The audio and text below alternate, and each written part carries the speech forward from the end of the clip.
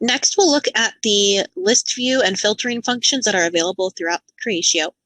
Any user can select which fields they want to see on their list views, and they can even choose which way they want that to be displayed.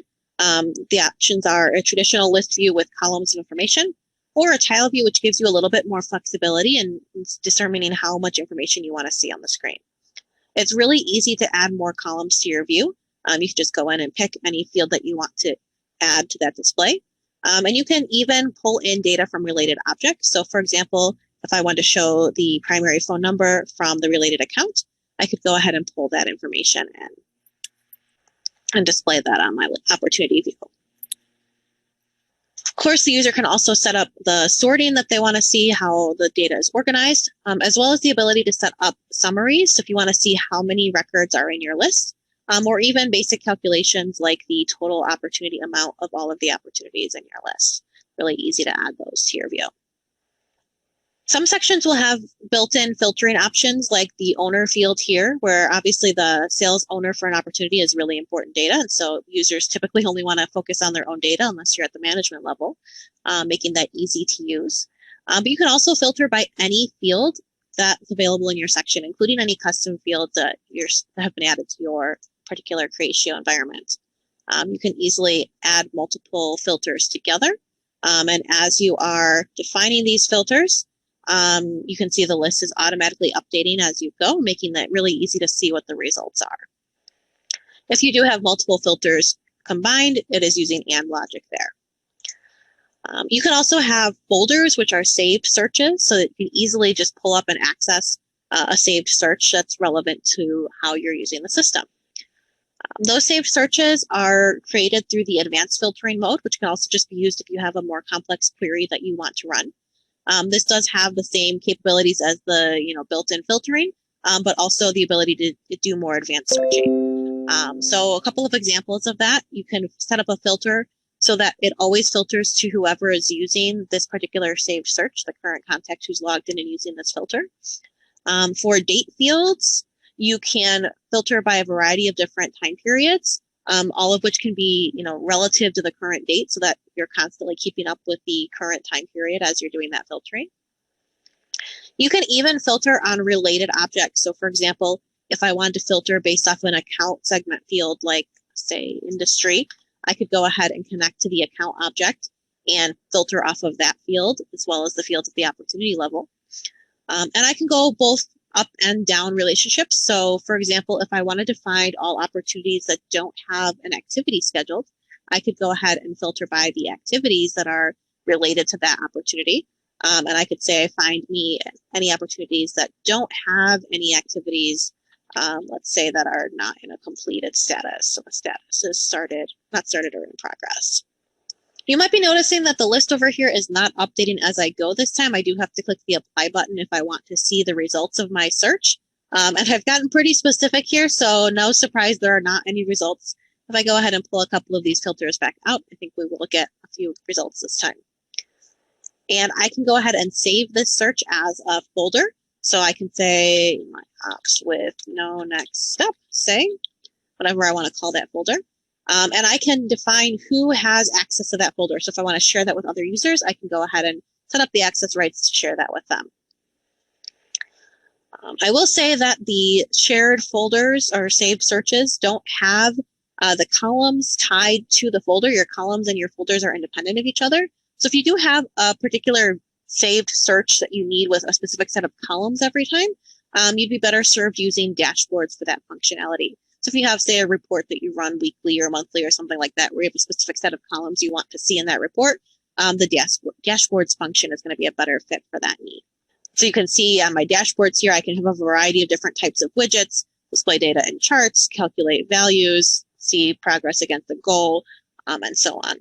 And one last thing I want to mention really quick before I forget, there is also a full text search capability. So if I'm searching for a particular account or contact or opportunity name, something like that, you can configure which fields and which sections that's searching. List views in Sugar allow us to view all of the records in a particular module. And we can, of course, filter these to get to specific records we're looking for. For example, I could use one of these out-of-the-box filters like My Opportunities to quickly see some data that's pertinent to me. Alternatively, I can create my own filters and add even more information there. For example, I could say I would like to see, let's take a look at status and make sure we're only getting open ones, so new and in progress. But then again, I also want to see my records, so I can come in here and type in the my items. So this is now going to be a dynamic filter that any user could use because it's set to my items. So I can then call this, save these filters for future use and call it my open opportunities, and go ahead and save that. You can see it looks like I have about 25 of those. And here we still have that same functionality we've seen on subpanels, where I can click any of these records that are linked to pull out a drawer and see exactly what's going on here. Here I see opportunity, the account that's related to it, purchase history for that account, active subscriptions, etc., all that good stuff. Here's one for T-Squared Text, the account we've been looking at, and pulling that out is going to show us a little bit more data of what's going on. So some really good data going on there. I can also, just like you've seen elsewhere, preview these records to see a little bit more data about it. And I can edit this on the fly if I wanted to go ahead and change the type maybe to existing business or what have you. I can control my columns here so I can see only the fields I want to see. I can also take a look at a tile view of my filtered opportunities. So here we're looking at opportunities by time in March. So this is a great way for me to manage my pipeline by moving opportunities around. Maybe I just want to move these guys over here and pull this one forward a little bit. I can do that.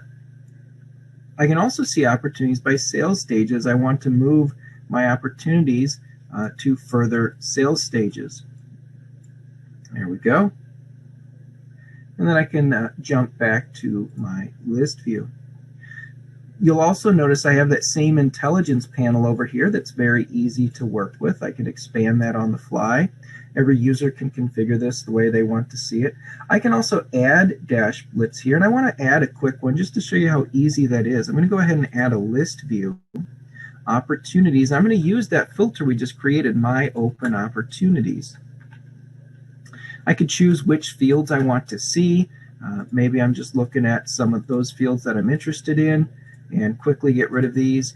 And if I wanted to add them back once I'm done removing some of them, I could do that by simply clicking here. It's going to prompt me. I don't have to type anything, but let's go ahead and save this. So now I can have a list of my open opportunities over here on the right side of my screen, even if I'm looking at some different filter over here.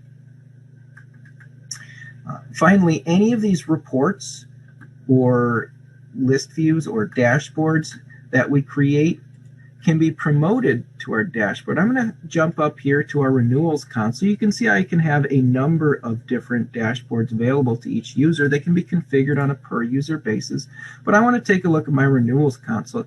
Here I can see my planned activities. I can look at my team's planned activities for today, the future. I can see active tasks, again, mine or my team's. Top 10 sales revenue line items, again, by me or my team this quarter. I can look at next quarter, this year. So I can get a really good idea of what's going on, pipelines, and then any of the reports I create can be pulled down here. So here's open opportunities by month by user. I can see Jim is light blue. I can interact with this to get rid of people. Maybe I only want to take a look at Jim and Max for now. And then I can even drill in and see, okay, what's supposed to close this month in March? Let's get a list of those, take a look at that. And then maybe I do want to take a look at Chris and see what he's got coming in March. And oh, here's one out in February. We should probably take care of that since we're past February, so I can jump into that and see what's going on there.